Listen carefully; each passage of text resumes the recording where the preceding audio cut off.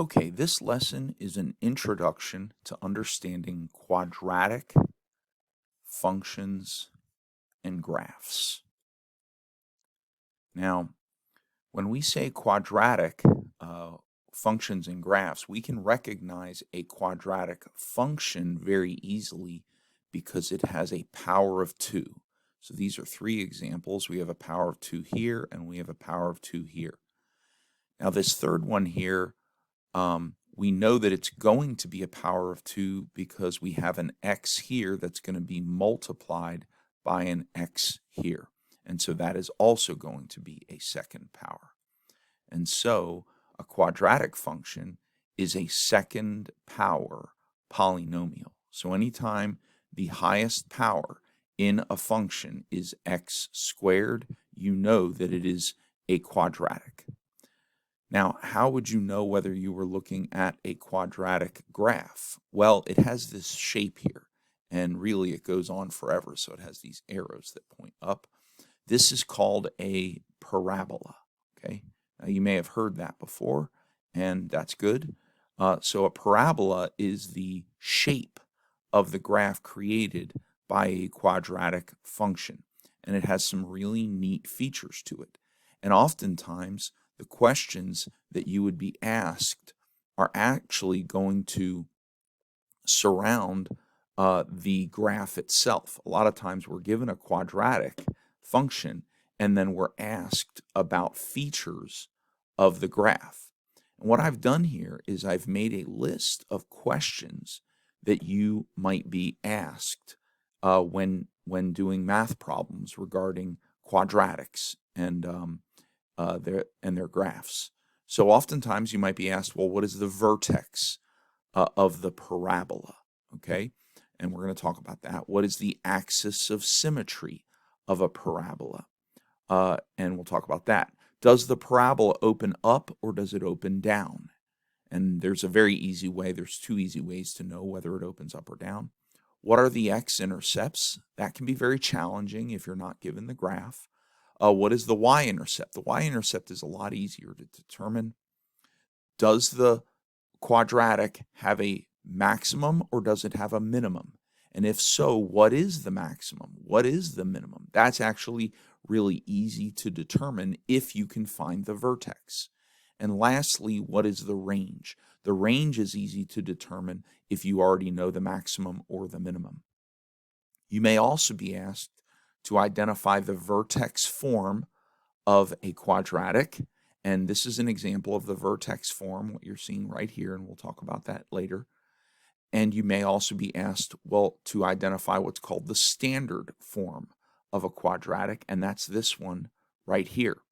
There is a third form of a quadratic, and that's this one. This is called the factored form.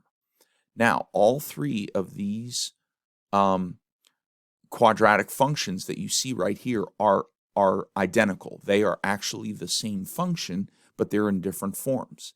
And the graph, the parabola that you see here, is the parabola of this function. And there are ways of knowing the features of this parabola based on vertex form, and based on standard form, and based on factored form. And that's what we're going to talk about in this video. Okay, let's start with the vertex. The vertex of a quadratic is this point right here. Okay, it's this turnaround point. You can see that this graph coming from left to right, it goes down, and then it flattens out, and then it turns around and it goes up. Okay, and sometimes a parabola will go up and then down. Okay, this point right here, which I'm going to mark, this point right here, that coordinate is called the vertex, okay? And if we look at the vertex, we can look at the coordinates. We can see that the vertex is at -1, -2, -3, all the way down to -16. So the vertex here is -3, -16, okay? Now, once we know that, we can actually answer a lot of these other questions. For example, the axis of symmetry comes directly from the vertex. We write the axis of symmetry as x equals whatever h is. And what is h? Well, look here, vertex. You can see that it's written as h comma k.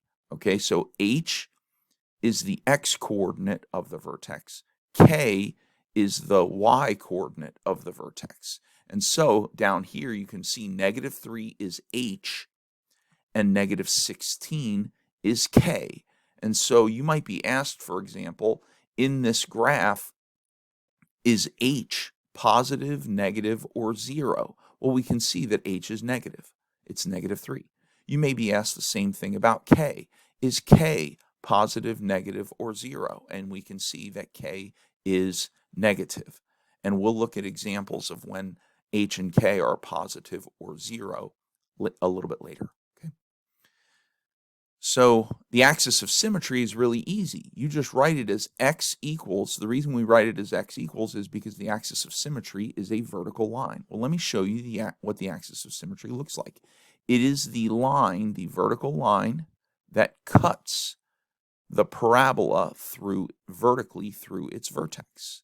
Okay, so this line, this dashed line that I'm drawing right here, is the axis of symmetry, and it goes all the way to negative infinity as well. And so we define it as x equals something. X equals, and what is it? It's just whatever h is. So x equals -3. Okay, so we just take the x-coordinate from the vertex, and we say x equals that number, and that is the axis of symmetry. That's very easy to find. Okay. Then we want to ask, does it open up or does it open down? Well, this one opens up. You can see it actually. Okay, it's open to the up, and then it stops at the down here. Okay. Now, sometimes a parabola will look something like this. It'll go up, and then it'll come down. Okay, and this parabola, we would say it opens down. Okay, this parabola opens down, and this parabola opens up. We'll get to more of that later, and that's related to the idea of the maximum and the minimum. In this case, this graph has a minimum, not a maximum. The minimum is the y value of the vertex, -16. So this, and the reason it's a minimum is because it has a low point. It opens up and has a low point, and therefore this particular graph has a minimum of -16. And knowing the minimum will allow us to identify the range. Now, I've already talked about the range in a previous video, but I can tell you right now that the range of this is, whoops, I need my marker. Whoops, why am I not getting my marker? There we go. It's -16 up to infinity, okay? And the reason it starts, so it's asking about the vertical values, the y values of this graph. And they all start, the lowest point is -16, and then they go up to -15, -14, -13, and all the way up to infinity. That's the range of this particular graph, okay? And then lastly, the y-intercept and the x-intercept. The y-intercept is just simply the point where the parabola crosses over the y-axis, and that's this point right here, and it crosses over at -7. So the y-intercept in this case is the point, this point right here, and the point there is 0, -16. Or sorry, not -16, -7. Sorry, I had -16 on my mind here. There we go. -7. Okay, the y-intercept is 0, -7. And then lastly are the x-intercepts. Let's identify the x-intercepts. And they are where the parabola crosses over the x-axis. Well, here's the x-axis, and we can see where it crosses over. Boom! Crosses over right there, and boom! Crosses over right there. So here it crosses over at -7, and here it crosses over at 1. And so one of our x-intercepts is -7, because remember, x is the x-coordinate goes first, negative 7, 0, and the other x-coordinate, or x-intercept, is 1, 0, okay? And so these are some of the features, and what we'll do is throughout the examples that we do, we'll keep coming back to these same questions. What is the vertex? What's the axis of symmetry? Does it open up or down? What are the x-intercepts? What are the y-intercepts? Does it have a maximum or a minimum? And what is it? And then what is the range? So we'll do that in the next video.